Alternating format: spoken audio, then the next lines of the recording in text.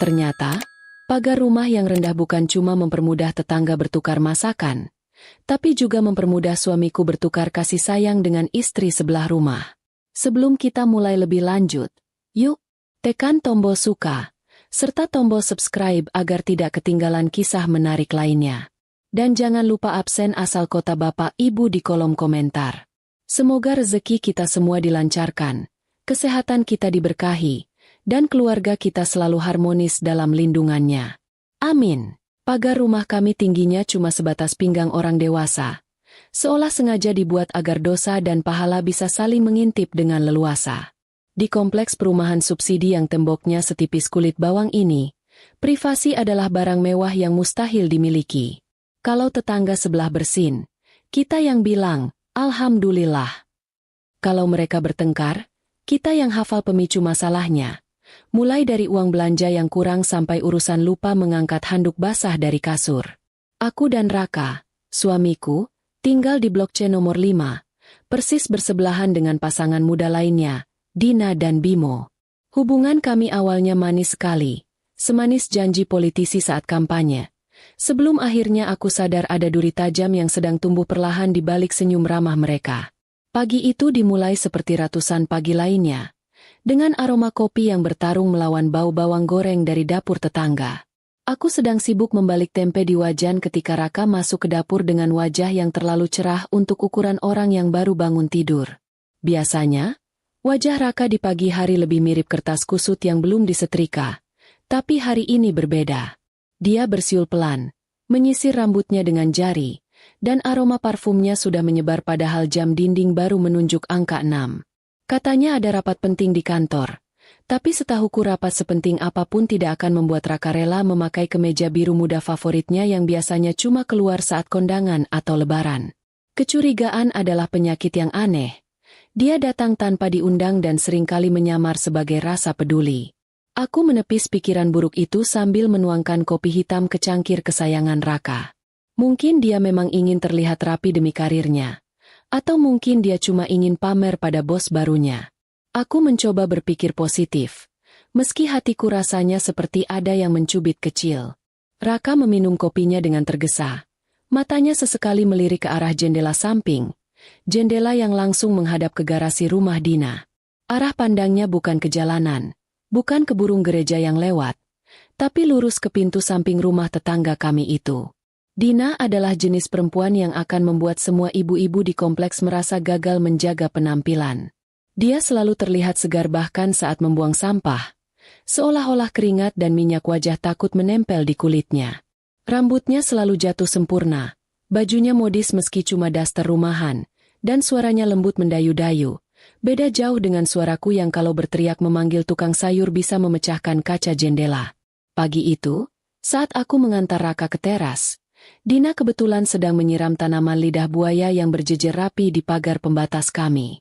Kebetulan yang terlalu sering terjadi akhir-akhir ini. Interaksi mereka sebenarnya terlihat wajar bagi orang awam, tapi bagi istri yang sudah hafal tarikan napas suaminya, ada yang ganjil di sana. Raka menyapa Dina dengan nada yang sedikit lebih rendah, lebih berat, suara yang dulu dia pakai saat mendekatiku zaman kuliah. Dina membalas dengan tawa kecil yang renyah. Tawa yang dibuat-buat agar terdengar sopan tapi mengundang. Mereka mengobrol sebentar soal tanaman, soal cuaca panas, basa-basi standar yang membosankan. Namun, mataku menangkap sesuatu yang membuat dadaku sesak seketika. Raka tidak menatap tanaman lidah buaya itu, dia menatap Dina, dan Dina tahu dia sedang ditatap. Lalu tersenyum malu-malu sambil membetulkan rambut di belakang telinganya. Bimo, suami Dina, adalah kebalikan total dari Raka yang sabar dan murah senyum. Bimo itu seperti petasan banting, gampang meledak dan suaranya keras. Dia sering dinas keluar kota, meninggalkan Dina sendirian di rumah berhari-hari. Awalnya aku kasihan pada Dina. Bayangkan saja, punya suami yang kalau pulang cuma minta makan, lalu marah-marah kalau sayurnya kurang asin, dan jarang sekali terlihat membelai kepala istrinya. Sebagai sesama perempuan, naluri keibuanku muncul. Aku sering menyuruh Raka membantu Dina kalau ada masalah berat di rumahnya, seperti mengangkat galon atau membetulkan keran air yang bocor. Betapa bodohnya aku waktu itu. seperti menyerahkan domba gemuk ke kandang serigala yang sedang lapar. Tukang sayur langganan kami, Pak Ujang, menjadi saksi bisu betapa naifnya aku selama ini. Saat aku sedang memilih bayam, Pak Ujang pernah nyeletuk dengan nada bercanda soal Raka yang rajin sekali membantu tetangga. Katanya, "Bapak itu suami idaman, sudah ganteng, rajin, ringan tangan pula." Ibu-ibu lain yang sedang belanja ikut menimpali, memuji Raka setinggi langit, membuat hidungku kembang kempis karena bangga. Tapi ada satu ibu, Bu RT yang matanya setajam elang, cuma tersenyum tipis dan menyuruhku untuk lebih sering menemani suami di rumah. Waktu itu aku tidak paham kodenya. Aku pikir Bu RT cuma iri karena suaminya sendiri lebih sering mengelus burung perkutut daripada mengelus istrinya. Hari berganti minggu, dan pola-pola aneh itu mulai terbentuk seperti noda jamur di dinding yang lembab. Raka mulai sering pulang telat dengan alasan lembur. Tapi anehnya baju kerjanya tetap wangi, tidak bau apek khas orang yang seharian duduk di kantor. Ponselnya yang dulu sering tergeletak sembarangan di meja makan, sekarang menempel padanya seperti anggota tubuh tambahan. Bahkan ke kamar mandi pun ponsel itu dibawa. Alasannya klasik, mau buang air sambil baca berita bola. Padahal aku tahu, Raka itu baca berita satu paragraf saja sudah mengantuk, apalagi membaca artikel bola di kamar mandi selama setengah jam. Suasana rumah kami perlahan berubah menjadi panggung sandiwara yang melelahkan. Kami masih makan malam bersama, masih menonton televisi bersama, tapi rasanya ada dinding kaca tebal yang memisahkan kami. Raka hadir secara fisik, tapi jiwanya melayang entah kemana. Dia sering senyum-senyum sendiri menatap layar ponsel, lalu buru-buru mengubah ekspresinya menjadi datar saat aku lewat. Kalau aku tanya kenapa senyum-senyum, dia bilang ada video lucu kiriman grup kantor. Padahal aku tahu grup kantor isinya cuma bapak-bapak yang membahas cicilan panci atau keluhan sakit pinggang. Mana ada yang lucu sampai membuat matanya berbinar seperti itu. Puncak dari firasat burukku di babak awal ini terjadi di suatu sore yang mendung. Bimo sedang dinas keluar pulau, jadi rumah sebelah sepi, hanya ada Dina. Tiba-tiba listrik di perumahan kami padam total. Gelap gulita menyelimuti blok kami. Raka, dengan sigapnya yang luar biasa, langsung mengambil senter dan bilang mau mengecek gardu listrik di depan, sekaligus menengok rumah Dina karena kasihan dia sendirian takut gelap. Aku yang saat itu sedang repot mencari lilin, cuma mengiyakan saja. Namanya juga tetangga. Harus tolong-menolong, kan? Itu mantra yang selalu aku ucapkan untuk menenangkan hati sendiri. 15 menit berlalu, listrik masih mati, dan Raka belum kembali. Aku menunggu di teras sambil memegang lilin yang apinya bergoyang tertiup angin. Samar-samar, aku mendengar suara tawa tertahan dari arah pagar samping. Bukan suara hantu, karena hantu di perumahan ini sepertinya kalah seram dengan cicilan rumah warga. Itu suara Dina. Dan kemudian terdengar suara Raka, berbisik rendah, menenangkan. "Tenang saja, nanti aku yang urus," begitu katanya. Kalimat itu terdengar biasa, tapi intonasinya berbeda. Itu bukan intonasi tetangga yang membantu tetangga. Itu intonasi seorang pelindung, seorang kekasih. Jantungku mulai berdetak tidak karuan. Lebih kencang daripada saat aku dikejar anjing gila waktu kecil.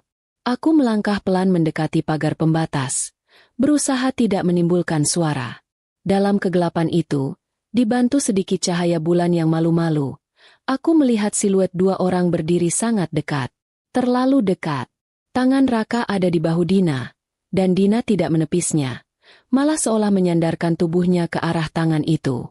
Mereka tidak melakukan hal yang senonoh. Tidak ada ciuman, tidak ada pelukan erat. Tapi bahasa tubuh itu berbicara lebih jujur daripada ribuan kata. Ada kenyamanan yang tidak seharusnya ada di antara seorang pria beristri dan wanita bersuami di kegelapan malam. Dunia rasanya berhenti berputar selama beberapa detik. Aku ingin berteriak, ingin melempar lilin di tanganku ke arah mereka, tapi kakiku membeku. Rasa kaget, marah, dan tidak percaya bercampur menjadi adonan pahit di tenggorokan. Tiba-tiba lampu jalan menyala. Listrik kembali hidup. Raka dan Dina sontak menjauhkan diri satu sama lain dengan gerakan refleks yang sangat cepat. Seperti maling yang ketahuan tuan rumah. Gerakan kaget mereka itulah konfirmasi yang paling menyakitkan. Kalau memang tidak ada apa-apa, kenapa harus kaget seperti itu? Kenapa harus ada rasa bersalah yang terpancar jelas saat cahaya lampu menyorot wajah mereka? Raka berjalan kembali ke rumah kami dengan wajah yang berusaha ditenangkan. Tapi keringat dingin terlihat jelas di dahinya. Dia menyapaku dengan senyum kaku. Sudah nyala, Ma. Tadi sekring rumah Dina turun juga. Jadi aku bantu naikkan. Penjelasan yang masuk akal. Sangat logis. Tapi matanya tidak berani menatap mataku. Dia langsung melipir masuk ke dalam rumah. Pura-pura sibuk mencari remote AC. Aku masih berdiri di teras, menatap rumah sebelah. Dina sudah masuk ke dalam. Tirai jendelanya tertutup rapat. Tapi aku tahu, di balik tirai itu, mungkin dia juga sedang menahan napas, sama sepertiku. Malam itu, untuk pertama kalinya aku tidur memunggungi Raka. Biasanya kami tidur saling berhadapan, atau setidaknya bersentuhan kaki. Tapi malam ini, kasur terasa sangat luas dan dingin. Aku menatap tembok kamar, mendengarkan napas Raka yang teratur. Dia bisa tidur nyenyak setelah apa yang terjadi di pagar tadi? Hebat sekali mentalnya. Atau mungkin dia pikir aku ini istri bodoh yang bisa dikelabuhi dengan alasan sekring listrik. Air mataku menetes pelan, membasahi bantal tanpa suara. Aku tidak ingin menangis terseduh-seduh, karena itu akan membuatnya bangun dan aku belum siap untuk bertengkar. Aku butuh bukti yang lebih kuat. Aku butuh kepastian sebelum menghancurkan segalanya. Keesokan harinya, aku memutuskan untuk mengubah taktik. Tidak ada lagi Maya yang polos dan lugu. Kalau mereka bisa bermain api di belakangku, maka aku akan menjadi air yang mengawasi dari kejauhan, menunggu waktu yang tepat untuk memadamkan atau justru menenggelamkan mereka sekalian. Aku mulai memperhatikan detail-detail kecil yang selama ini luput. Struk belanja di saku celana Raka, riwayat panggilan di ponselnya yang sering dihapus, dan perubahan sikap Dina yang mendadak jadi sangat manis padaku. Dina sering mengirimiku makanan, mulai dari bolu kukus sampai sayur lodeh. Dulu aku pikir itu tanda persahabatan. Sekarang aku melihatnya sebagai uang tutup mulut. Atau mungkin rasa bersalah yang dia coba tebus dengan semangkuk sayur. Lucunya, semakin aku curiga, semakin Raka berusaha terlihat sempurna. Dia jadi rajin membuang sampah, rajin mengajak anak-anak main, bahkan membelikanku daster baru. Biar kamu cantik di rumah, katanya. Pujian yang dulu akan membuatku melayang, sekarang terdengar seperti ejekan. Apakah dia membelikanku baju baru karena merasa bersalah? Atau karena dia membandingkanku dengan Dina yang selalu wangi dan rapi? Pertanyaan-pertanyaan itu berputar di kepalaku seperti komedi putar yang rusak. Tidak mau berhenti dan membuatku mual. Tembok rumah kami yang tipis kini bukan lagi masalah privasi, tapi menjadi sekutu bagiku. Aku mulai menajamkan telinga. Setiap kali mobil Bimo tidak ada di garasi, aku memasang radar waspada.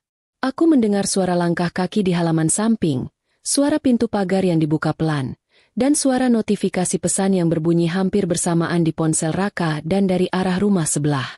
Kebetulan demi kebetulan yang terus menumpuk ini lama-lama menjadi gunung bukti yang tak terbantahkan. Hatiku sakit, tentu saja. Siapa wanita yang tidak hancur saat tahu istananya sedang digerogoti rayap dari dalam? Tapi di balik rasa sakit itu, ada rasa marah yang mulai membara, panas dan siap membakar. Aku ingat kata ibuku dulu, istri itu harus punya stok sabar seluas samudra, tapi harus punya intuisi setajam silet. Saat ini, samudra sabarku mulai surut, dan silet di tanganku semakin tajam. Aku tidak akan melabrak mereka sekarang. Belum waktunya. Biarkan mereka merasa aman dengan permainan petak umpet ini. Biarkan mereka tertawa di atas penderitaanku yang diam. Karena aku tahu, sepandai-pandainya tupai melompat, atau dalam kasus ini, sepandai-pandainya Raka melompat pagar tetangga, akhirnya pasti akan jatuh juga. Dan ketika saat itu tiba, aku pastikan jatuhnya akan sangat sakit, dan suaranya akan terdengar sampai ke ujung kompleks perumahan ini.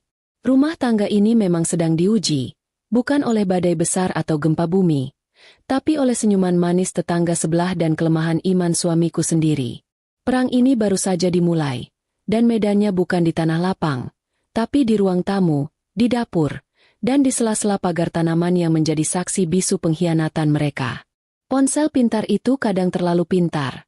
Dia bisa menyimpan ribuan kenangan manis tapi juga bisa menjadi pengkhianat nomor satu bagi pemiliknya dalam hitungan detik. Sore itu, Raka sedang mandi. Suara gemericik air dari kamar mandi terdengar berirama. Seolah dia sedang membersihkan diri dari dosa-dosa seharian di luar rumah. Ponselnya tergeletak begitu saja di atas meja makan. Layar hitamnya menghadap ke langit-langit. Diam dan tenang seperti granat yang belum ditarik pemicunya. Aku sedang melipat pakaian kering di ruang tengah. Kegiatan rutin yang membosankan tapi menenangkan. Sampai tiba-tiba layar ponsel itu menyala terang disertai bunyi ting yang nyaring. Biasanya aku tidak pernah mau tahu urusan ponsel suami. Bagiku, mengecek ponsel pasangan itu sama seperti membuka kotak Pandora. Kita tidak pernah tahu wabah apa yang akan keluar dari sana. Tapi kali ini, entah kenapa, mataku seperti ditarik paksa untuk melirik. Mungkin karena posisiku yang hanya berjarak satu langkah dari meja, atau mungkin karena malaikat pelindungku sedang memberitahu lewat kode alam. Di layar yang menyala itu, muncul sebuah pemberitahuan dari aplikasi pemesanan makanan. Bukan pesan singkat, bukan panggilan, tapi status pesanan. Kalimatnya singkat tapi sukses membuat darahku berhenti mengalir sejenak. Pesanan martabak manis sedang diantar ke. Dan di bawahnya tertera alamat yang sangat aku kenal. Blok C nomor 6. Rumah Dina. Otakku mendadak bekerja lebih cepat dari kalkulator pedagang pasar. Raka memesan martabak manis. Akunnya atas nama Raka. Tapi alamat pengirimannya ke rumah sebelah. Padahal Raka ada di kamar mandi rumah kami. Sedang bersiul-siul lagu dangdut yang nadanya fals. Untuk apa Raka mengirim makanan ke rumah Dina? Apakah Dina sedang kelaparan sampai mau mati? Atau Raka mendadak beralih profesi menjadi dinas sosial yang tugasnya memberi makan tetangga yang ditinggal suaminya dinas luar kota? Rasanya lucu sekali kalau dipikir-pikir. Saking lucunya aku sampai lupa caranya tertawa.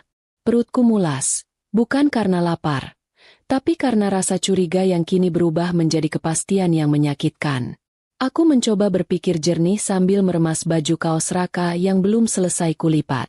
Mungkin Raka salah pencet. Namanya juga jari jempol bapak-bapak. Kadang suka meleset menekan layar sentuh. Mungkin dia niatnya memesan untuk kami. Tapi lokasi GPS-nya geser sedikit ke rumah tetangga. Teknologi kan kadang suka error. Pikirku menghibur diri. Tapi, hati kecilku membantah keras. Jarak rumah kami dan rumah Dina memang dekat. Tapi tidak mungkin aplikasi itu salah menuliskan nomor rumah dengan sangat spesifik. Lagi pula, aku dan Raka sedang diet gula. Kami sudah sepakat tidak makan yang manis-manis di malam hari sejak bulan lalu. Jadi, martabak itu jelas bukan untuk perut buncit suamiku. Pintu kamar mandi terbuka. Uap hangat mengepul keluar bersama aroma sabun yang segar. Raka keluar dengan handuk melilit di pinggang sambil mengeringkan rambut. Wajahnya terlihat segar, tanpa beban, seolah dunia ini baik-baik saja. Dia melihatku yang berdiri mematung di dekat meja makan. "Kenapa, Ma? Kok mukanya tegang begitu? Kayak lihat hantu siang bolong." Tanyanya santai sambil mengambil gelas air putih. Pertanyaan itu terdengar polos, tapi di telingaku terdengar seperti tantangan. Aku menunjuk ponselnya dengan dagu. Tidak berani bicara banyak karena takut suaraku akan bergetar menahan tangis atau amarah. "Ada notifikasi makanan," kataku pendek. Raka tersedak air minumnya. Dia batuk-batuk heboh. Wajahnya memerah. Entah karena tersedak air atau tersedak rahasianya sendiri. Dengan gerakan yang terlalu cepat untuk orang yang baru selesai mandi, dia menyambar ponselnya. Matanya membelalak melihat layar. Hening sejenak. Aku menunggu skenario apa yang akan dia karang kali ini. Apakah dia akan bilang ponselnya dibajak? Atau dia akan bilang itu pesanan nyasar? Aku menatapnya lekat-lekat. Menuntut jawaban tanpa perlu mengeluarkan suara tinggi. "Oh, ini." Raka tertawa garing. Suara tawanya terdengar seperti kerupuk melempem. "Ini tadi Dina minta tolong. Ma. Katanya saldo dompet digitalnya habis. Terus dia lagi pengen banget martabak. Kasihan, kan Bimo lagi nggak ada di rumah. Jadi dia minta tolong pesenin pakai akunku dulu. Nanti diganti uang tunai. Alasan itu meluncur mulus dari mulutnya. Terlalu lancar. Seolah sudah disiapkan sejak di dalam kamar mandi tadi. Wajahnya berusaha terlihat santai. Tapi tangannya yang memegang ponsel terlihat meremas terlalu kuat. Sampai buku-buku jarinya memutih. Aku mengangguk pelan. Pura-pura percaya. Oh, begitu. Kirain kamu mau buka cabang sedekah martabak. Sindirku halus sambil tersenyum tipis. Raka cuma nyengir kuda. Terlihat lega karena aku tidak mencecarnya lebih lanjut. Padahal di dalam kepalaku, ribuan pertanyaan sedang berbaris rapi. Sejak kapan tetangga minta tolong pesankan makanan ke suami orang? Kenapa Dina tidak minta tolong padaku saja? Aku kan punya aplikasi yang sama. Saldoku juga ada. Kenapa harus Raka? Apakah karena jari Raka lebih ahli memencet tombol pesanan? Atau karena ada bumbu lain yang ingin mereka nikmati selain martabak itu? Tidak lama kemudian, suara motor berhenti di depan pagar. Suara klakson berbunyi 2 kali. Tanda pengantar makanan sudah tiba. Raka langsung melompat dari kursi. Biar aku yang ambil, Ma. Nanti abangnya bingung. Dia berlari kecil ke depan rumah. Masih memakai kaos oblong dan celana pendek rumahan. Aku mengintip dari balik tirai jendela. Di luar sana, abang pengantar makanan itu tampak bingung melihat Raka yang keluar dari pagar rumah nomor 5. Sementara dia berhenti di depan pagar nomor 6 sesuai aplikasi. Raka terlihat berbincang sebentar dengan si pengantar, menunjuk ke arah rumah Dina, lalu mengambil bungkusan plastik beraroma manis itu. Dia berjalan ke pagar rumah Dina, mengetuk pelan pagar besinya. Dina keluar dengan cepat, seolah memang sudah menunggu di balik pintu sejak tadi. Dia memakai daster rumahan yang agak tipis, rambutnya digerai indah. Raka menyerahkan bungkusan itu lewat celah pagar. Aku melihat tangan mereka bersentuhan sedikit lebih lama dari durasi serah terima barang yang wajar. Dina tersenyum. Senyum yang sangat manis, lebih manis dari martabak yang dia pesan. Raka membalas senyum itu dengan tatapan yang membuat dadaku nyeri. Adegan itu berlangsung singkat, mungkin tidak sampai 1 menit. Raka kembali masuk rumah dengan wajah yang berusaha ditekuk biasa saja. Sudah beres. Ma. Kasihan Dina, katanya lagi pusing kepala. Lapor Raka sambil duduk kembali di sofa, menyalakan televisi. Aku hanya diam. Kembali melipat baju dengan gerakan mekanis. Pusing kepala tapi ingin makan martabak? Setahuku orang pusing itu butuhnya obat atau tidur. Bukan makan makanan berminyak dan penuh gula. Logika alasan mereka serapuh kerupuk yang diinjak gajah. Malam itu, suasana rumah terasa mencekam meski televisi menyiarkan acara komedi. Raka tertawa terbahak-bahak menonton lawakan di layar kaca. Sementara aku duduk di sebelahnya dengan pikiran yang melayang ke rumah sebelah. Aku membayangkan Dina sedang menikmati martabak itu sendirian. Atau mungkin sambil berbalas pesan dengan suamiku, mengucapkan terima kasih dengan emotikon hati yang banyak. Rasa percaya yang dulu kokoh kini mulai retak, menciptakan celah-celah kecil yang dimasuki angin dingin kecurigaan.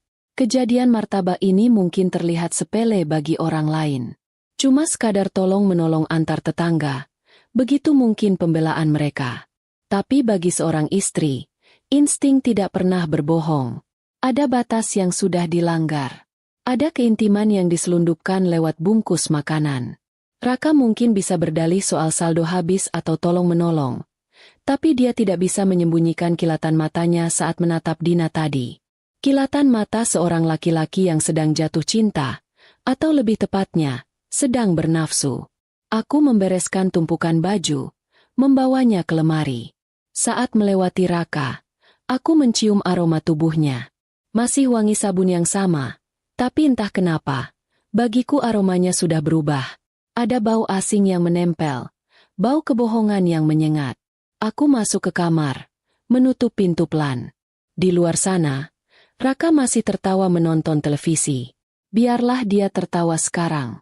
Karena aku tahu, ini baru permulaan. Pesan salah kamar atau salah alamat ini adalah lonceng peringatan. Perang dingin di rumah tangga kami sudah resmi dimulai. Dan martabak manis itu adalah peluru pertamanya. Jarak antara rumahku dan rumah Dina itu hanya dipisahkan oleh satu tembok bata. Tapi rasanya seperti ada jurang dalam yang berisi rahasia busuk di sana.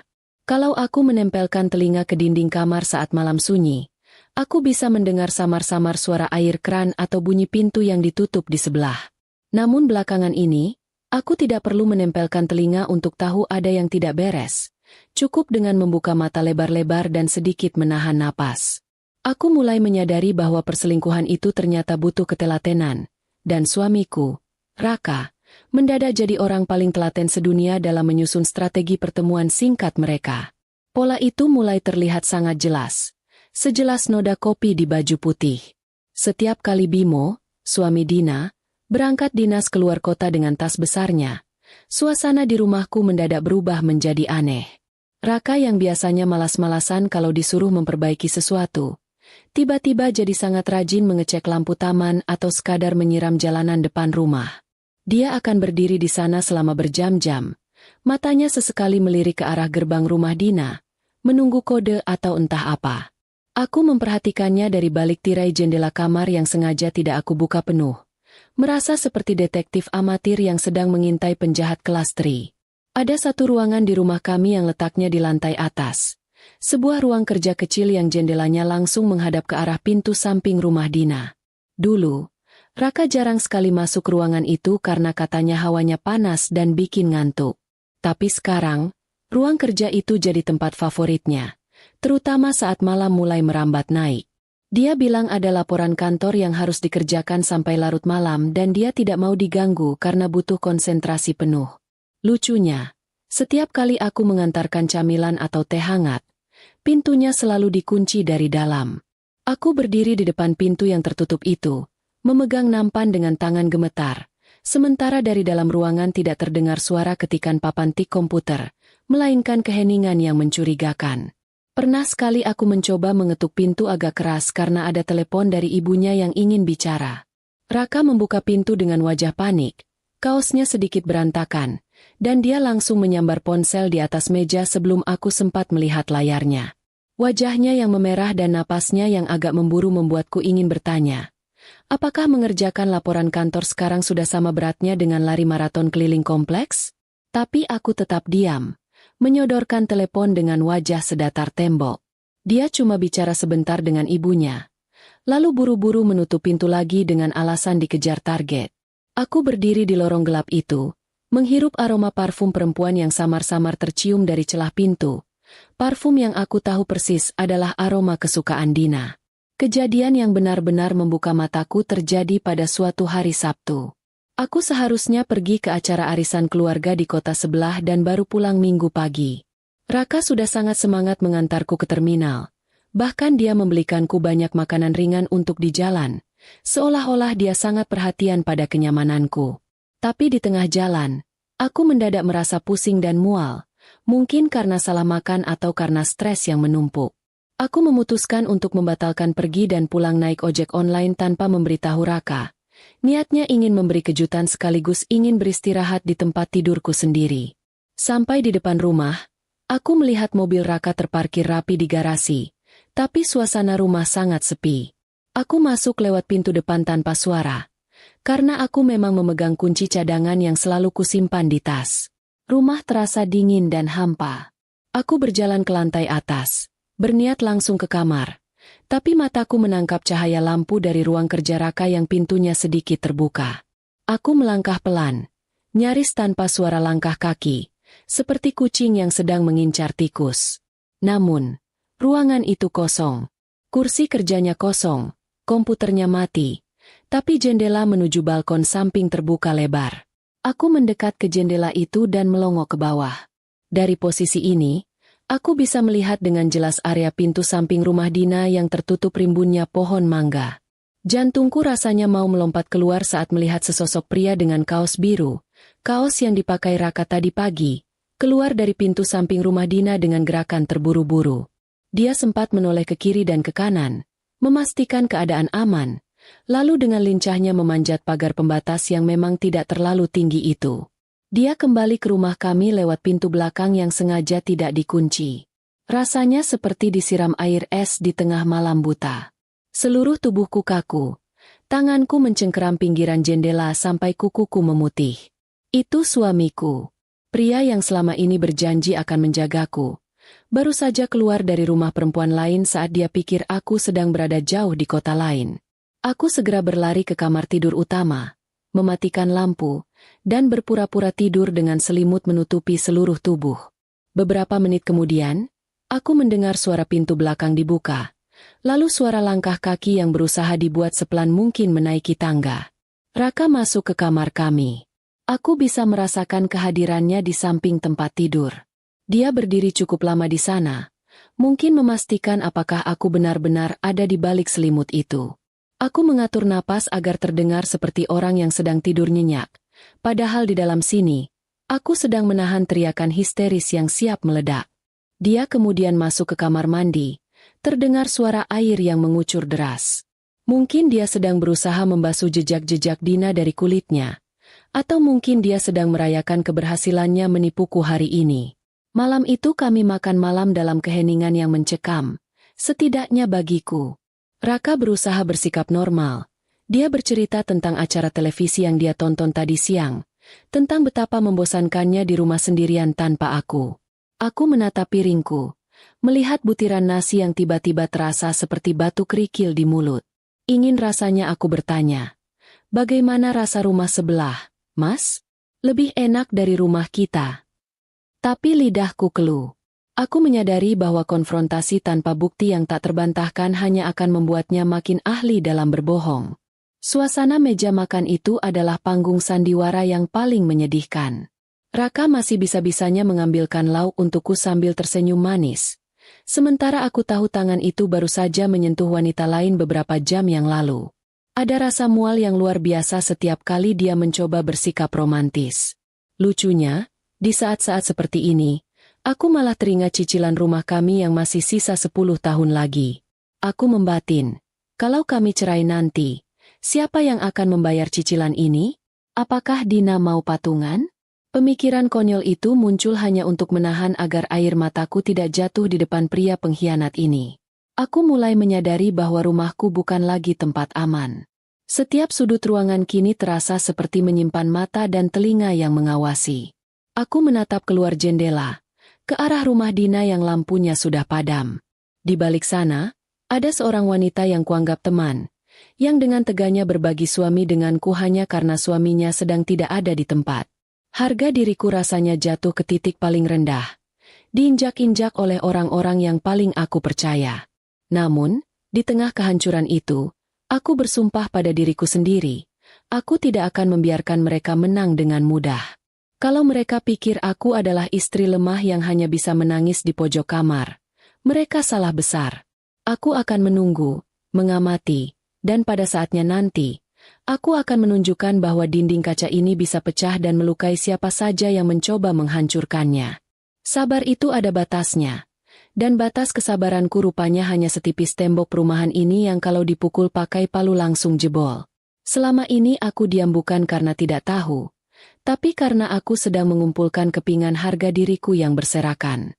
Namun, sepintar apapun Raka dan Dina menyimpan bangkai, bau busuknya tidak akan bisa ditutupi hanya dengan semprotan pengharum ruangan otomatis yang bunyi, cekis, setiap 15 menit.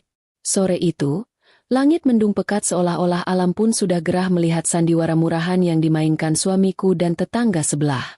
Dan seperti dugaanku, bom waktu itu meledak justru bukan dari tanganku, melainkan dari amarah seorang laki-laki yang merasa dikhianati di rumahnya sendiri. Bimo, suami Dina, pulang tanpa kabar. Biasanya dia memberitahu lewat pesan singkat kalau sudah mendarat di bandara. Tapi hari itu dia seperti malaikat pencabut nyawa yang datang mendadak tanpa salam. Aku sedang menyapu teras ketika melihat mobil Bimo masuk ke garasinya dengan kecepatan yang tidak biasa. Ban mobilnya mencicit keras di atas semen. Wajah Bimo merah padam. Matanya melotot seperti mau keluar. Dan dia tidak membalas sapaanku sama sekali. Dia langsung membanting pintu rumahnya. Dan tidak sampai semenit kemudian, suara teriakan pecah dari dalam sana. Aku berdiri mematung di teras, memegang sapu lidi seperti memegang senjata konyol, mendengarkan badai yang akhirnya datang juga. Suara piring pecah terdengar nyaring, Disusul suara teriakan Dina yang melengking minta ampun. Aku nggak sengaja, Mas. Itu cuma salah paham. Teriak Dina dari dalam rumahnya. Aku cuma bisa membatin. Salah paham macam apa yang sampai membuat suami orang bolak-balik manjat pagar setiap malam? Bimo tidak peduli. Dia menyeret Dina keluar rumah sampai ke jalanan kompleks. Dina menangis terseduh-seduh dengan rambut berantakan. Sementara Bimo berteriak-teriak memanggil nama suamiku sekuat tenaga. Raka, keluar kamu, pengecut. Keluar atau aku hancurkan rumahmu. Suara Bimo menggelegar, membuat burung-burung di pohon mangga terbang ketakutan. Dan yang lebih parah, membuat semua gorden rumah tetangga mulai bergerak-gerak. Raka yang saat itu sedang asyik tidur siang, langsung lari keluar dengan wajah bantal dan hanya memakai celana pendek kolor. Dia tampak bingung melihat Bimo yang sudah berdiri di depan gerbang kami dengan tangan mengepal. Ada apa, Bim? Kok teriak-teriak? Tanya Raka dengan nada yang dibuat-buat tenang, padahal kakinya gemetaran seperti orang kedinginan. Bimo tidak banyak bicara. Dia langsung melemparkan sebuah benda ke arah dada Raka. Itu adalah ponsel Dina yang layarnya retak, tapi masih menyala. Rupanya Bimo menemukan percakapan rahasia mereka yang lupa dihapus. Sebuah kesalahan amatir yang berakibat fatal. Kejadian selanjutnya terasa seperti adegan film aksi tapi versi hemat biaya. Bimo menerjang pagar kami dan langsung melayangkan bogem mentah ke pipi Raka. Suamiku terjungkal ke tumpukan pot bunga kesayanganku, membuat tanaman mawar yang susah payah kurawat hancur tertimpa badannya. Aku hanya berdiri menonton di ambang pintu. Tidak ada niat sedikit pun untuk melerai atau membela. Lucunya, di sela-sela keributan itu, aku sempat berpikir apakah tanah di pot itu akan susah dibersihkan dari kaos putih Raka. Rasa sakit hati membuatku jadi sedingin es. Melihat suamiku dipukuli justru terasa seperti tontonan yang jauh lebih menghibur daripada sinetron petang di televisi. Keributan itu menarik perhatian seluruh warga kompleks. Ibu-ibu yang tadinya sedang menyuapi anak, bapak-bapak yang sedang mencuci motor, sampai tukang bakso yang kebetulan lewat, semuanya berkumpul membentuk lingkaran. Mereka menonton dengan mata berbinar-binar. Seolah-olah ini adalah hiburan gratis pengganti layar tancap. Ya ampun, ternyata Pak Raka selingkuh sama Bu Dina. Bisik-bisik tetangga mulai terdengar nyaring di telingaku. Aku bisa merasakan tatapan iba mereka menusuk-nusuk punggungku. Tapi aku tetap tegak. Aku tidak mau terlihat lemah di depan orang-orang yang biasanya memuji-muji keharmonisan rumah tangga kami. Dina bersimpuh di aspal, menangis sambil menutupi wajahnya. Sementara Bimo terus memaki dengan kata-kata yang tidak pantas didengar anak kecil. Raka mencoba membela diri, tapi setiap kali dia buka mulut, Bimo memberikan hadiah pukulan baru. Reputasi suamiku yang dikenal sebagai pria sopan dan religius di kompleks ini hancur seketika. Lebur bersama debu jalanan. Aku melihat ke arah rumah-rumah tetangga. Ada yang merekam kejadian itu pakai ponsel. Ada yang berbisik sambil menunjuk-nunjuk, dan ada juga yang menatapku dengan wajah penuh kemenangan karena akhirnya punya bahan gosip untuk 1 tahun ke depan. Di tengah kekacauan itu, Raka melihat ke arahku, matanya memelas meminta pertolongan. Dia berharap aku akan datang sebagai penolong, memeluknya, dan menyuruh Bimo berhenti. Tapi aku justru melipat tangan di dada dan memberikan senyum paling tipis yang pernah aku miliki. Aku ingin dia merasakan apa yang aku rasakan, ditinggalkan sendirian di tengah keramaian. Harga diri suamiku jatuh sejatuh-jatuhnya, diinjak oleh kaki Bimo dan disaksikan oleh puluhan pasang mata tetangga. Hari itu, bukan cuma rumah tangga kami yang pecah, tapi seluruh kehormatan keluarga yang selama ini aku jaga dengan susah payah, hilang tak berbekas dalam satu sore yang berisik. Bimo akhirnya berhenti memukul setelah Pak RT datang melerai bersama beberapa warga lain. Raka duduk di aspal dengan bibir pecah dan mata lebam. Sementara Dina diseret masuk kembali ke rumahnya oleh warga yang kasihan. Pak RT menatapku dengan wajah prihatin. Bu Maya, sabar ya. Nanti kita bicarakan di kantor RW. Aku cuma mengangguk pelan, tanpa mengeluarkan setetes pun air mata. Untuk apa menangisi pria yang lebih memilih martabak tetangga daripada masakan istrinya sendiri? Aku berbalik masuk ke dalam rumah, meninggalkan Raka yang masih terduduk lemas di luar, menjadi tontonan gratis yang paling memalukan di sepanjang sejarah Blok C. Malam itu, Kompleks perumahan kami yang biasanya tenang berubah jadi sarang lebah yang berdengung. Aku tahu, di dalam grup WhatsApp warga, namaku dan nama Raka sedang dikuliti habis-habisan. Aib kami bukan lagi milik kami, tapi sudah jadi milik publik. Harga diri yang kupupuk bertahun-tahun jatuh ke selokan depan rumah. Aku duduk di sofa ruang tamu yang gelap, mendengarkan suara isak tangis Raka yang masuk ke rumah dengan langkah gontai. Dia mencoba mendekatiku. Tapi aku mengangkat tangan, memberi tanda agar dia jangan menyentuhku. Di titik ini, aku sadar bahwa kehancuran ini tidak bisa diperbaiki dengan sekadar kata maaf. Semuanya sudah hancur, sehancur pot bunga mawar di depan yang kini tinggal tanah berantakan. Kalau ada yang bilang bahwa luka hati adalah hal paling sakit, sepertinya mereka belum pernah merasakan rasanya menjadi bahan gosip satu kecamatan. Pagi setelah kejadian baku hantam itu, suasana kompleks terasa sangat berbeda, seolah-olah oksigen di sini sudah bercampur dengan bensin yang siap menyulut api baru. Aku bangun dengan perasaan lelah yang luar biasa. Padahal aku tidak ikut berkelahi kemarin. Dunianya sudah berubah. Rumahku bukan lagi tempat berteduh, tapi sudah berubah menjadi akuarium kaca di mana semua orang bisa menonton kehancuranku sambil makan kerupuk. Notifikasi ponselku tidak berhenti berbunyi sejak subuh. Bukan karena ada diskon belanja online, melainkan karena grup WhatsApp warga sedang mengadakan sidang rakyat tanpa hakim. Aku mencoba memberanikan diri membuka grup itu dan benar saja, isinya sudah ribuan pesan. Ada yang sok bijak dengan mengirimkan kutipan ayat suci tentang dosa zina, ada yang asyik membagikan video rekaman kejadian kemarin dari berbagai sudut pandang, dan ada juga yang secara terang-terangan mengeluarkan Raka dari grup pengajian bapak-bapak. Lucunya, ada tetangga yang selama ini jarang menyapa, mendadak mengirim pesan pribadi bertanya, "Kamu oke kan?" Tapi ujung-ujungnya minta diceritakan detail kejadiannya. Manusia memang lucu. Rasa ingin tahunya seringkali lebih besar daripada rasa empati. Aku memutuskan untuk keluar rumah sebentar untuk membeli kebutuhan dapur.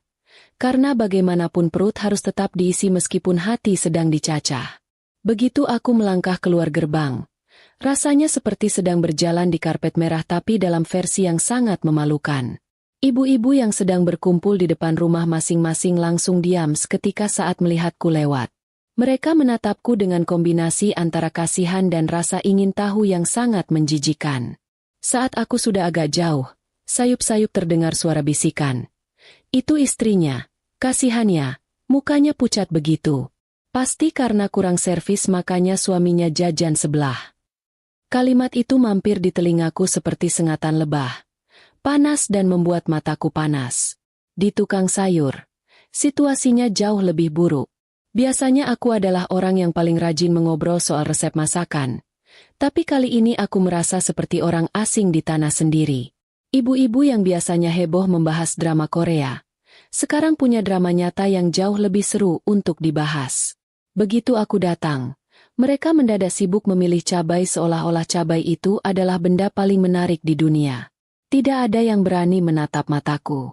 Pak Ujang, tukang sayur yang biasanya banyak bicara, cuma memberikan kembalian dengan wajah menunduk tanpa bercanda sedikit pun. Aku merasa seperti membawa wabah penyakit menular yang membuat semua orang takut mendekat. Puncaknya adalah ketika aku berpapasan dengan Bu RT. Wanita yang selama ini aku anggap sebagai sesepuh yang bijak. Dia menghentikanku di persimpangan jalan dengan wajah yang dibuat sesedih mungkin. Sabar ya, Jeng Maya. Ini ujian berat. Tapi ya itu, sebagai istri kita harus introspeksi juga. Kenapa suami bisa sampai kepincut sama rumput tetangga? Mungkin ada yang kurang di rumah? Katanya sambil menepuk bahuku. Ingin rasanya aku menjawab. Yang kurang di rumah itu bukan servis saya, Bu, tapi otak suami saya yang pindah ke dengkul. Tapi aku hanya tersenyum kaku, mengangguk, lalu bergegas pergi sebelum aku benar-benar meledak di tengah jalan. Pulang ke rumah, aku menemukan Raka sedang duduk di ruang tamu dengan wajah yang masih babak belur. Dia mencoba mengajakku bicara, menanyakan aku beli apa saja, tapi aku melewatinya begitu saja seperti melewati tiang listrik. Aku tidak sudi bicara dengan pria yang sudah merusak nama baikku di depan seluruh warga. Harga diri yang kubangun bertahun-tahun dengan cara menjadi istri yang sopan dan tetangga yang baik, hancur hanya dalam semalam karena nafsunya yang tidak bisa dijaga. Sekarang, Setiap kali aku keluar rumah, aku tidak lagi dikenal sebagai Maya yang pintar masak, tapi sebagai Maya yang suaminya selingkuh sama Dina. Status sosial di perumahan ini ternyata lebih kejam daripada hukum rimba. Aku mulai mendengar kabar bahwa anak-anak tetangga dilarang main ke rumahku. Seolah-olah pengkhianatan Raka itu bisa menular lewat mainan plastik. Reputasi keluarga kami benar-benar sudah di titik nol. Aku melihat foto pernikahan kami yang masih terpajang di dinding, melihat senyum Raka yang dulu terlihat tulus, sekarang terlihat seperti seringai penipu. Aku merasa seperti sedang hidup di dalam reruntuhan bangunan yang sewaktu-waktu bisa ambruk sepenuhnya. Yang paling membuatku sakit hati adalah melihat bagaimana orang-orang justru lebih banyak menyalahkanku sebagai istri. Di dunia yang masih agak miring ini, kalau suami selingkuh, yang dicari kesalahannya pasti istrinya. Entah kurang cantik, kurang dandan, atau kurang perhatian. Tidak ada yang benar-benar menghujat Raka sebagai pria yang tidak punya tanggung jawab moral. Mereka justru menjadikannya sebagai bahan candaan di grup bapak-bapak. Sementara aku harus menanggung beban malu setiap kali menginjakan kaki di luar pintu. Pengadilan jalanan ini jauh lebih kejam daripada pengadilan manapun, karena mereka menghukummu tanpa perlu bukti, hanya berdasarkan asumsi dan rasa haus akan gosip. Malam itu, aku duduk di pojok kamar sambil memeluk lutut. Aku meratapi nasibku yang malang. Tapi di satu sisi aku juga merasa ada kekuatan baru yang tumbuh. Aku menyadari bahwa aku tidak bisa terus-menerus bersembunyi di bawah selimut. Kalau lingkungan ini sudah menganggapku sampah karena perbuatan suamiku, maka aku akan menunjukkan pada mereka bahwa sampah pun bisa menjadi api yang membakar kalau dipantik dengan benar. Aku tidak akan membiarkan martabatku habis dimakan omongan orang-orang yang hidupnya sendiri belum tentu sempurna. Aku mulai menyusun rencana, bukan untuk memperbaiki hubungan dengan Raka, tapi untuk menyelamatkan diriku sendiri dari lumpur kehinaan ini. Rumah kami sekarang rasanya lebih mirip kuburan daripada tempat tinggal. Dingin, sunyi, dan penuh dengan hal-hal yang ingin dilupakan. Raka masih ada di sana, duduk di pojok sofa dengan wajah yang sudah tidak karuan bentuknya. Tapi kehadirannya tidak lebih dari sekadar pajangan rusak yang mengganggu pemandangan. Kami terjebak dalam perang dingin yang melelahkan, di mana kata-kata sudah tidak ada gunanya lagi. Namun, yang paling menyiksa bukanlah keheningan di dalam rumahku sendiri, melainkan suara-suara yang menembus tembok tipis dari rumah sebelah. Rumah Dina dan Bimo kini telah berubah menjadi neraka dunia yang suaranya terdengar sangat jelas sampai ke telingaku. Hampir setiap malam, aku harus mendengarkan konser pertengkaran yang luar biasa hebat dari balik dinding kamar. Suara Bimo yang menggelegar memaki Dina, suara barang-barang pecah yang menghantam lantai, sampai suara tangisan histeris Dina yang memohon ampun, semuanya terdengar tanpa sensor. Tembok bata ini seolah-olah tidak ada harganya dalam menahan aib mereka. Lucunya, setiap kali mendengar Dina menjerit ketakutan di sebelah, aku bukannya merasa kasihan, tapi malah merasa mual. Suara tangisannya itu mengingatkanku bahwa suamiku adalah alasan utama kenapa rumah tangga orang lain hancur lebur. Dan aku harus ikut menanggung dosanya lewat pendengaran setiap malam. Raka biasanya akan menutupi telinganya dengan bantal atau menyalakan televisi dengan volume tinggi setiap kali pertengkaran di sebelah dimulai. Dia pengecut. Bahkan untuk mendengarkan hasil dari perbuatannya sendiri saja dia tidak berani. Pernah suatu malam, suara bantingan di sebelah begitu keras sampai lampu gantung di ruang tamuku ikut bergoyang. Raka menatapku dengan mata memelas. Mungkin berharap aku akan bicara sesuatu atau setidaknya menunjukkan rasa simpati. Tapi aku cuma menatapnya datar sambil terus mengunyah kerupuk. Aku ingin dia sadar bahwa setiap tetes air mata Dina dan setiap amarah Bimo adalah tanggung jawab yang harus dia pikul sampai mati. Keadaan ini membuatku merasa seperti hidup di dua medan perang sekaligus. Di dalam rumah, aku harus menghadapi Raka yang terus-menerus mencoba berbuat baik untuk menebus dosa. Dia jadi rajin mencuci piring, mengepel lantai, bahkan mencoba memasak meskipun rasanya lebih mirip eksperimen gagal di laboratorium kimia. Tapi bagiku, semua kebaikannya itu justru terlihat menjijikan. Setiap kali dia menyentuh tanganku untuk meminta maaf, aku merasa seperti baru saja menyentuh ulat bulu, gatal dan ingin segera cuci tangan pakai sabun antiseptik. Permintaan maafnya terdengar seperti kaset rusak yang diputar berulang-ulang, tidak punya makna dan hanya bikin sakit telinga. Sementara itu, tekanan dari luar rumah juga belum surut. Sekarang, kalau aku keluar untuk sekadar membuang sampah, aku sering melihat Bimo duduk di teras rumahnya dengan tatapan kosong dan puntung rokok yang berserakan di bawah kakinya. Kalau mata kami tidak sengaja berpapasan, ada rasa canggung yang luar biasa besar. Kami adalah dua orang yang sama-sama dikhianati, dipisahkan oleh satu pagar, tapi tidak bisa saling bicara karena pasangan kami masing-masing adalah pelakunya. Kadang aku ingin sekali menghampiri Bimo dan bilang, "Kita senasib, Mas." Tapi aku takut dia malah akan mengamuk lagi dan menghancurkan pagar pembatas kami yang sudah miring itu. Dina sendiri sekarang sudah seperti hantu. Dia tidak pernah lagi terlihat menyiram tanaman atau pamer daster baru di pagar. Dia mengurung diri di dalam rumah. Mungkin karena malu atau mungkin karena tidak diizinkan keluar oleh Bimo. Tapi kabar burung di grup WhatsApp ibu-ibu bilang kalau wajah Dina sekarang penuh lebam. Sama seperti wajah Raka. Kompleks perumahan ini memang tidak punya rahasia. Apa yang terjadi di dalam kamar mandi pun bisa jadi bahan perbincangan saat arisan. Aku merasa terjebak dalam lingkaran setan yang isinya cuma rasa malu dan benci. Pernah suatu sore, aku nekat membersihkan taman depan yang sudah mirip hutan belantara karena tidak terurus. Tiba-tiba, dari arah jendela rumah sebelah yang sedikit terbuka, aku mendengar suara Dina yang sedang menangis terseduh-seduh sambil menelepon seseorang. Dia bilang dia menyesal. Dia bilang dia tidak bermaksud menghancurkan semuanya. Dan dia merasa hidupnya sudah berakhir. Mendengar itu, hatiku sedikit bergetar. Tapi bukan karena iba. Aku justru merasa marah.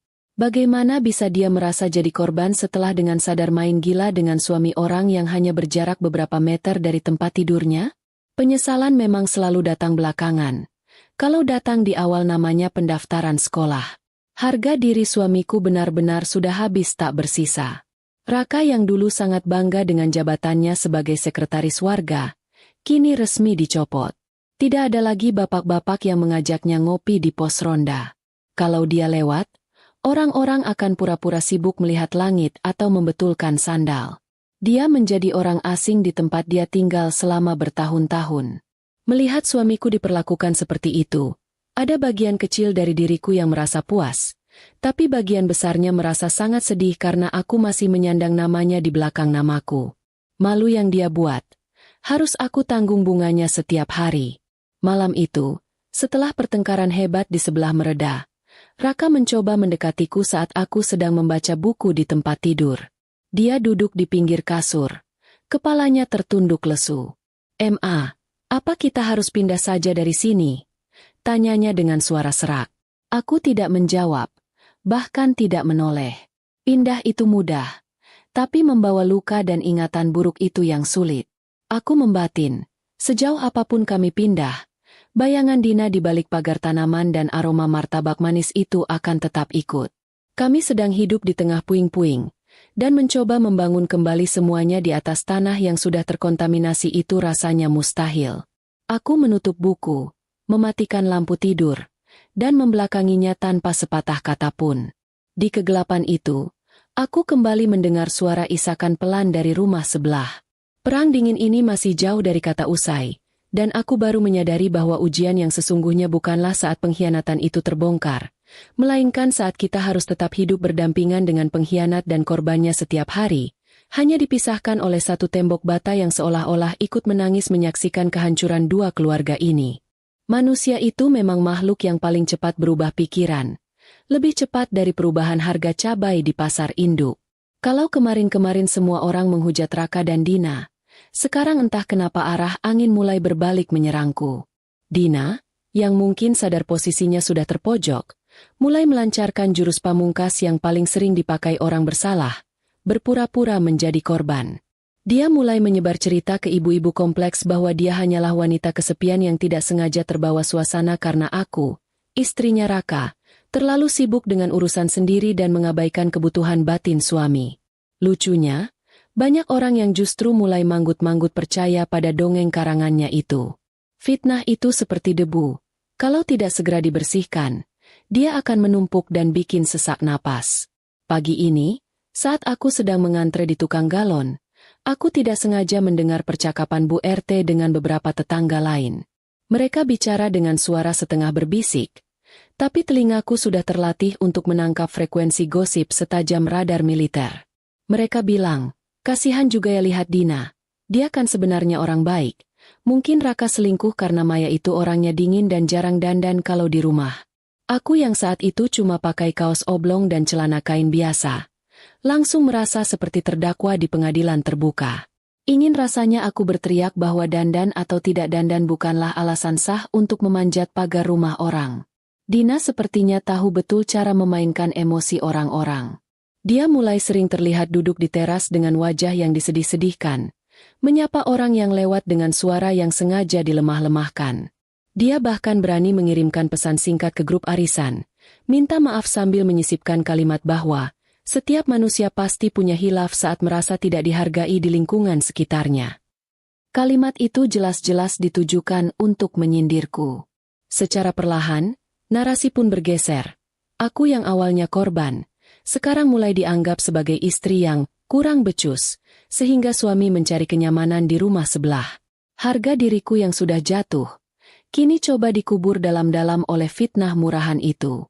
Raka sendiri bukannya membantu membersihkan namaku. Dia malah makin terlihat menyedihkan dan tidak berdaya. Setiap kali aku konfrontasi soal rumor itu, dia cuma diam 1000 bahasa atau bilang, biarkan saja, nanti juga hilang sendiri. Dia tidak sadar bahwa bagi perempuan, fitnah soal tidak becus mengurus suami itu lebih tajam daripada silet. Aku merasa seperti sedang bertarung sendirian di tengah kepungan orang-orang yang pura-pura peduli tapi sebenarnya hanya haus tontonan. Rasa maluku berubah menjadi amarah yang sangat dingin. Aku tidak akan membiarkan wanita yang sudah mencicipi suamiku itu sekarang mencoba mencicipi martabatku juga. Pernah suatu sore, aku sengaja dandan lebih rapi dari biasanya, hanya untuk sekadar menyapu halaman depan. Aku ingin menunjukkan bahwa aku tidak hancur seperti yang mereka harapkan. Saat itulah Dina keluar rumah, kebetulan bersamaan dengan lewatnya tukang bakso yang sedang dikerumuni ibu-ibu. Dina menatapku dengan tatapan sinis yang dibalut senyum palsu. Dia sengaja bicara keras-keras soal betapa pentingnya menjaga keharmonisan rumah tangga, agar tidak ada orang ketiga yang masuk. Aku hampir saja tertawa keras mendengar nasihat dari seorang ahli selingkuh. Itu seperti mendengarkan ceramah soal kejujuran dari seorang koruptor. Benar-benar tidak tahu malu. Tekanan lingkungan ini mulai masuk ke dalam rumah. Aku jadi sering melamun, bertanya-tanya pada cermin, apakah benar aku yang salah? Apakah benar kemeja Raka yang kurang licin setrikanya membuat dia ingin tidur di rumah sebelah? Tapi kemudian aku sadar, itu adalah jebakan pikiran yang diinginkan oleh para pengkhianat. Mereka ingin aku merasa bersalah agar dosa mereka terlihat lebih ringan. Aku mulai menarik diri dari semua aktivitas kompleks. Aku tidak lagi ikut arisan, tidak lagi belanja di tukang sayur keliling, dan lebih memilih pesan apapun lewat aplikasi. Aku mengurung diri bukan karena takut, tapi karena aku sedang mengumpulkan tenaga untuk serangan balik. Dampak dari fitnah Dina ini juga mulai terasa ke anak-anak. Anak bungsuku bercerita kalau temannya bilang ibunya Dina itu baik karena sering bagi-bagi permen, sementara ibunya sendiri, aku, dianggap galak karena jarang keluar rumah. Mendengar itu, dadaku rasanya seperti dihantam godam besar. Anak kecil yang tidak tahu apa-apa pun mulai diracuni oleh pencitraan palsu si tetangga sebelah. Di saat itulah aku sadar bahwa diam bukan lagi pilihan. Kalau aku terus diam, narasi palsu ini akan menjadi kebenaran di mata sejarah perumahan ini. Aku harus bertindak, bukan dengan cara jambak-jambakan seperti di sinetron, tapi dengan cara yang lebih elegan dan mematikan. Aku mulai membuka kembali semua bukti yang selama ini aku simpan diam-diam di ponselku. Foto-foto Raka yang memanjat pagar, rekaman suara saat mereka berbisik di malam hari, dan struk-struk pesanan makanan yang alamatnya selalu ke rumah sebelah. Aku punya amunisi yang cukup untuk membungkam mulut semua orang. Tapi aku masih menunggu momen yang tepat. Momen di mana semua orang berkumpul dan Dina sedang berada di puncak aktingnya sebagai malaikat yang terzalimi. Aku ingin mereka semua tahu bahwa kenyataan itu pahit. Sepahit kopi tanpa gula yang sekarang jadi teman setiaku setiap pagi. Malam itu, aku duduk di ruang tamu sambil memandangi rumah sebelah yang lampunya menyala terang. Aku membayangkan Dina sedang tersenyum puas karena berhasil membalikan opini warga. Dia pikir dia sudah menang. Dia pikir dia sudah berhasil membuatku menjadi antagonis di cerita ini. Namun dia lupa satu hal. Aku adalah orang yang paling tahu isi dalam rumahku sendiri, dan aku punya kunci untuk membuka semua pintu rahasia yang sudah dia tutup rapat-rapat. Harga diri mungkin bisa jatuh, tapi kebenaran punya cara sendiri untuk merangkak naik ke permukaan. Bahkan jika harus menembus semen beton perumahan ini sekalipun. Kesabaranku sudah mencapai titik didih. Aku tidak akan lagi menjadi Maya yang pendiam dan penurut. Kalau mereka ingin drama, aku akan berikan klimaks yang tidak akan pernah mereka lupakan seumur hidup. Biarlah mereka menganggapku dingin sekarang, karena sebentar lagi, mereka akan merasakan betapa panasnya api kebenaran yang akan aku sulut di tengah-tengah arisan warga minggu depan. Pertunjukan sebenarnya baru akan dimulai, dan kali ini, aku yang memegang skenarionya. Ada sebuah pepatah yang bilang, jangan pernah membangunkan singa yang sedang tidur kalau kamu tidak siap dicakar. Selama ini mereka mungkin mengira aku adalah singa yang sudah ompong, yang cuma bisa meringkuk di dalam rumah sambil meratapi nasib.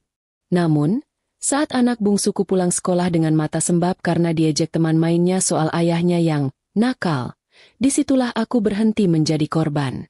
Rasa sedihku mendadak menguap, berganti menjadi keberanian yang sangat dingin dan terukur. Aku tidak perlu berteriak-teriak di jalanan seperti Bimo.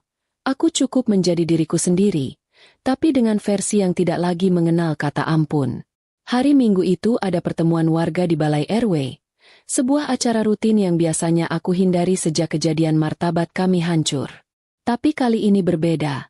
Aku sengaja datang paling awal. Aku memakai baju terbaikku, merias wajah dengan sangat rapi tapi tidak berlebihan, dan memakai parfum yang aromanya berkelas. Aku ingin mereka semua melihat bahwa Maya tidak hancur. Maya tidak sedang bersembunyi di bawah kolong tempat tidur. Begitu aku masuk ruangan, suasana yang tadinya riuh mendadak sunyi senyap, seperti suara radio yang dicabut kabelnya. Aku berjalan dengan langkah tenang, duduk di barisan depan, dan menebar senyum tipis pada ibu-ibu yang biasanya paling kencang bergosip tentangku. Tak lama kemudian, Dina datang dengan akting andalannya.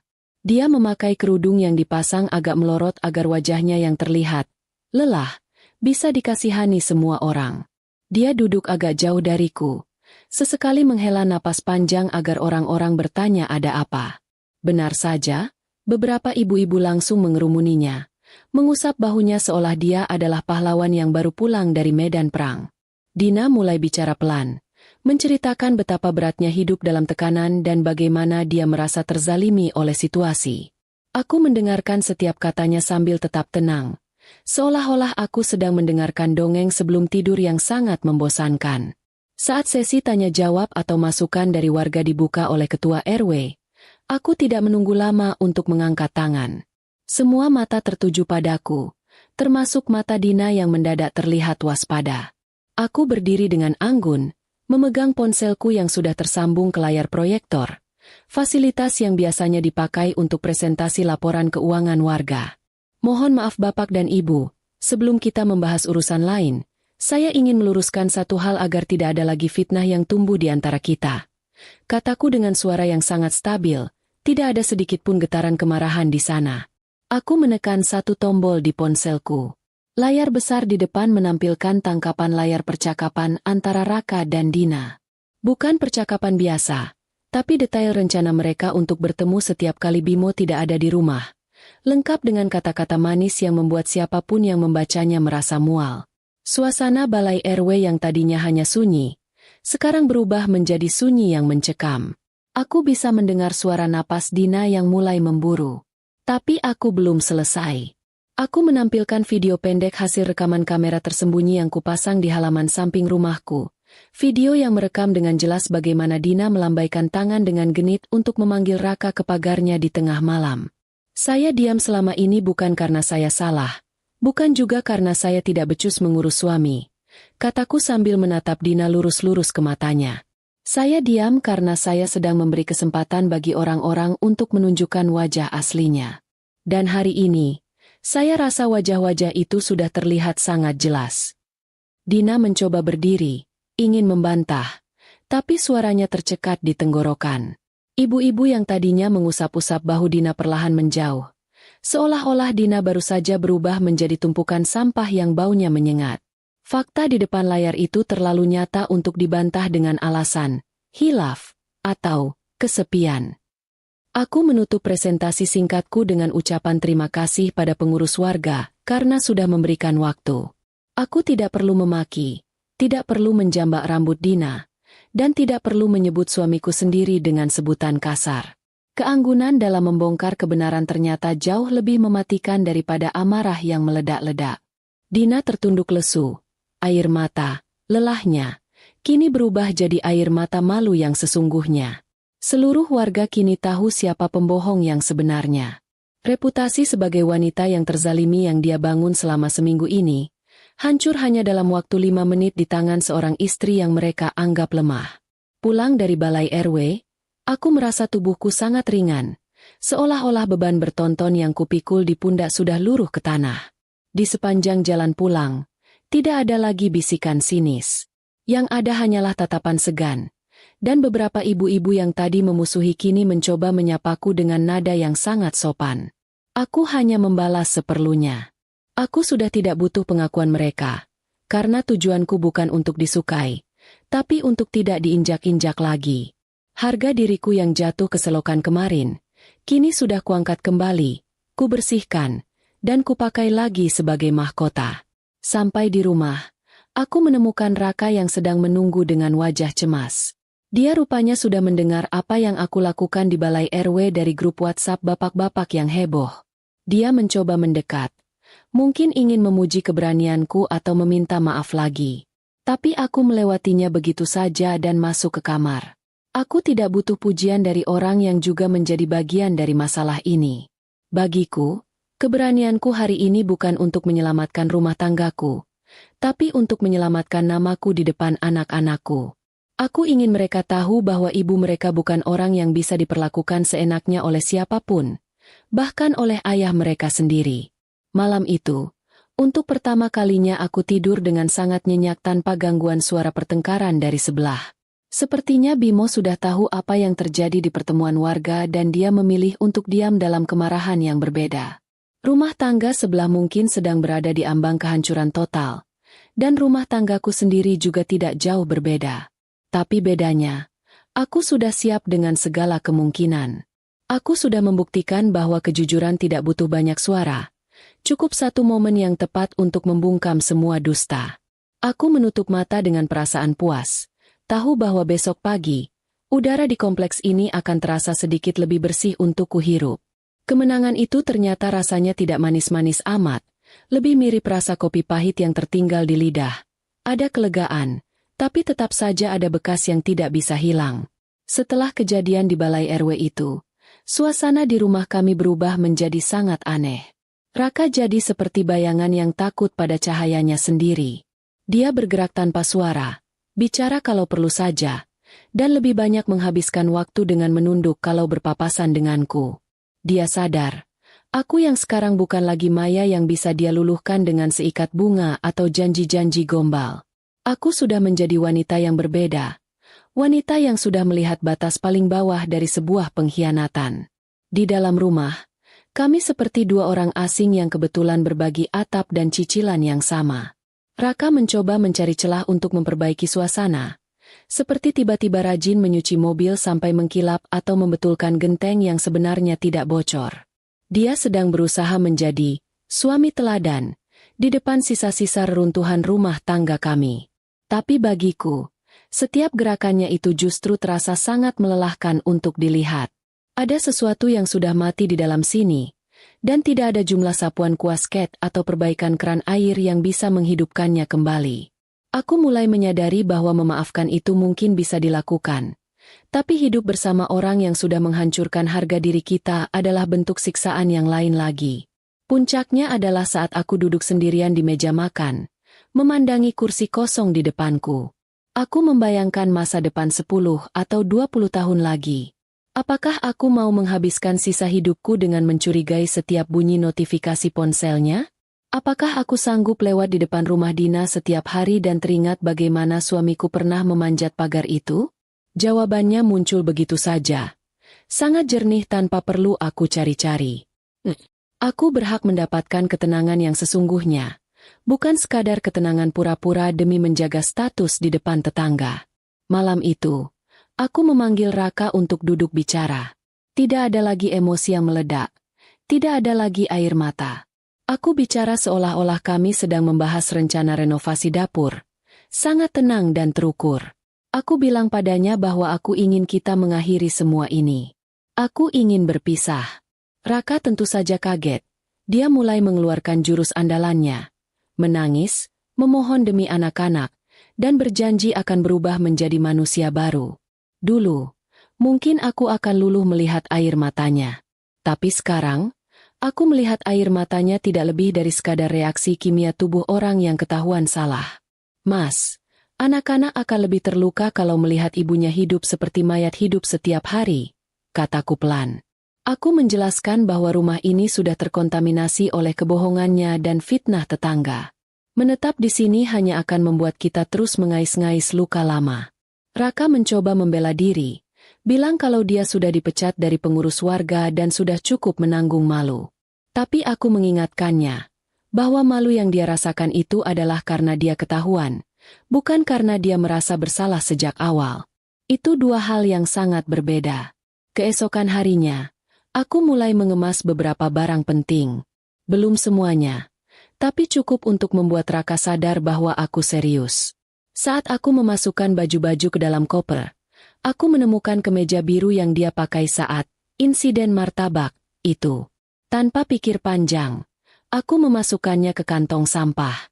Rasanya sangat lega membuang benda banyak yang punya memori buruk. Lucunya, di sela-sela mengemas barang, aku sempat-sempatnya kepikiran soal tanaman lidah buaya di pagar. Akhirnya aku putuskan untuk meninggalkannya saja.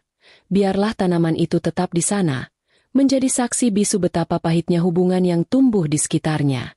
Rumah sebelah juga tidak jauh berbeda nasibnya. Kudengar dari tukang sayur, Bimo sudah resmi mengajukan gugatan cerai dan Dina diminta angkat kaki dari rumah itu secepatnya. Bimo lebih ekstrim dariku. Dia benar-benar memutus semua akses komunikasi. Melihat nasib Dina, aku tidak merasa menang atau senang. Aku justru merasa sedih melihat bagaimana dua keluarga yang awalnya baik-baik saja bisa hancur berkeping-keping hanya karena nafsu sesaat yang dilakukan di balik pagar tanaman. Tidak ada pemenang dalam perang perselingkuhan. Yang ada hanyalah korban yang hancur lebih dulu atau belakangan. Aku mulai mencari-cari kontrakan atau apartemen kecil di dekat kantor atau sekolah anak-anak. Aku ingin memulai semuanya dari nol, di tempat di mana tidak ada orang yang tahu soal skandal martabak atau insiden balai RW. Aku ingin dikenal sebagai Maya, seorang ibu dan wanita mandiri, bukan sebagai istri yang diselingkuhi. Raka masih mencoba menghalangi. Dia bilang dia akan menjual rumah ini dan kita bisa pindah bersama keluar kota. Tapi aku menggeleng. Masalahnya bukan pada rumahnya, Mas. Masalahnya ada pada rasa percaya yang sudah kamu hancurkan sampai jadi debu. Dan debu tidak bisa dirakit kembali menjadi kaca yang utuh. Langkahku sudah bulat. Sebulat tekadku untuk bahagia kembali. Aku mulai memberitahu anak-anak dengan bahasa yang paling sederhana, bahwa ayah dan ibu butuh waktu untuk tinggal di tempat yang berbeda agar tidak sering bertengkar. Mereka anak-anak yang cerdas. Mereka sepertinya sudah merasakan ketegangan ini sejak lama dan malah terlihat lebih tenang saat tahu solusinya adalah perpisahan. Melihat mereka tidak menangis histeris justru membuatku makin yakin bahwa keputusan ini sudah benar. Kami butuh udara segar. Kami butuh lingkungan yang tidak penuh dengan tatapan mata penuh gosip. Babak ini ditutup dengan aku yang berdiri di depan cermin, menatap wajahku sendiri. Wajah ini terlihat lebih kuat. Matanya tidak lagi merah karena menangis, tapi bersinar karena punya tujuan baru.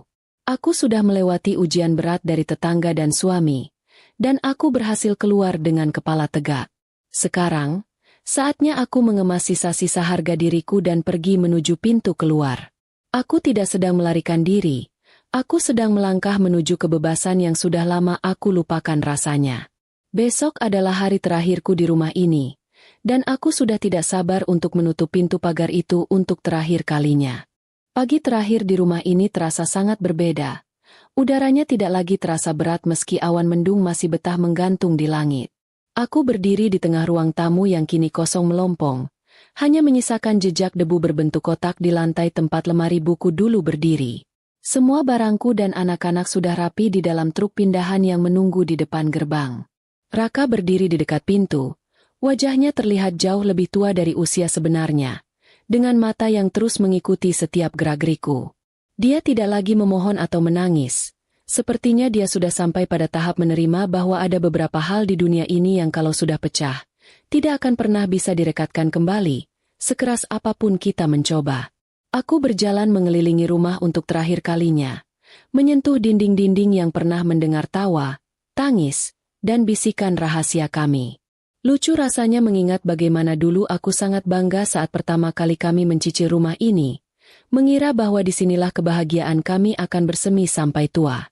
Tapi ternyata, rumah hanyalah sekumpulan bata dan semen, yang membuatnya menjadi tempat bernaung adalah orang-orang di dalamnya, dan ketika kejujuran sudah pergi, rumah ini tidak lebih dari sekadar kotak beton yang menyesakan.